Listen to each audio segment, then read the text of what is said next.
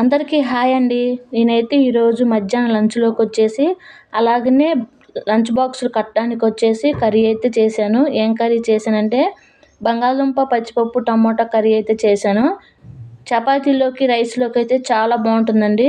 నేనైతే ముందుగా ఆయిల్ వేడిన తర్వాత పోపు దినుసులు కట్ చేసి పెట్టుకున్న ఎండుమిర్చి, పచ్చిమిర్చి, ఉల్లిపాయలు కూడా అయితే వేసేసుకొని అవన్నీ కూడా అయితే వేగనివ్వాలి. వేగిన తర్వాత అల్లం వెల్లుల్లి పేస్ట్ కూడా అయితే నేను నూరైతే వేశాను. ఆ అల్లం వెల్లుల్లి పేస్టు పచ్చి వాసన పోయేంత వరకు అయితే ఉంచేసుకున్న తర్వాత కట్ చేసి పెట్టుకున్న టమాటా ముక్కలు, ముందుగా నానపెట్టుకున్న పచ్చిపప్పు అయితే వేశాను.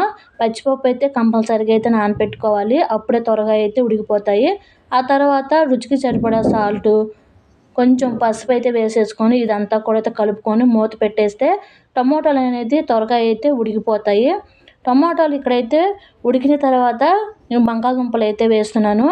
బంగాళదుంపలు వేసేసుకున్న తర్వాత ఇదంతా ఒకసారి కలుపుకొని ఒక 2 నిమిషాలు మాత్రం ఆ విధంగా సిమ్‌లో పెట్టేసుకొని బంగాళదుంప వేసిన తర్వాత ఉంచేసుకుంటే ఆ మసాలా అనేది బంగాళదుంపకు కూడా అయితే పట్టుకొని టేస్ట్ అయితే బావుంటుంది. ఇక్కడ తగినంత కారము, పావు స్పూన్ ధనియాల పొడి, పావు స్పూను జీలకర్ర పొడి అయితే వేశాను. ఎక్కువగా మసాలాలైతే వేసుకోకూడదండి. మసాలాలు ఎక్కువగా వాడకూడదు. గ్యాస్ ట్రబుల్ సమస్య అయితే వస్తుంది ఎక్కువ మసాలా వాడితే. ఇవన్నీ వేసిన తర్వాత ఒకసారి కలుపుకొని ఈ విధంగా అయితే మూత పెట్టేసాను. కారానికి ఉన్న పచ్చి వాసన అంతా కూడా పోతుంది ఈ విధంగా పెట్టేసుకుంటే. ఆ తర్వాత ఇక్కడ తగినన్ని వాటర్ అయితే వేసుకోవాలి. వాటర్ కంపల్సరీగా వేసుకోవాలండి. ఎందుకంటే ఈ పచ్చిపప్పు ఉడకాలి కాబట్టి. వాటర్ వేసుకున్న తర్వాత ఒకసారి కలుపుకొని దగ్గరగా వచ్చేంత వరకు ఉడికించుకుంటే కూర అయితే రెడీ అయిపోతుంది. కర్రీ అంతా ఉడికిపోయిన తర్వాత ఫైనల్‌గా కొత్తిమీర ఉంటే వేసుకోండి.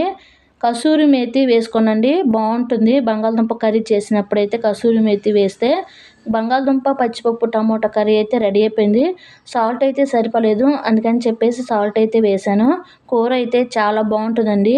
మీకు గనుక కర్రీ నచ్చితే ఒక లైక్ చేయండి, షేర్ చేయండి, సబ్స్క్రైబ్ చేసుకోండి ఫ్రెండ్స్. ఉంటాను.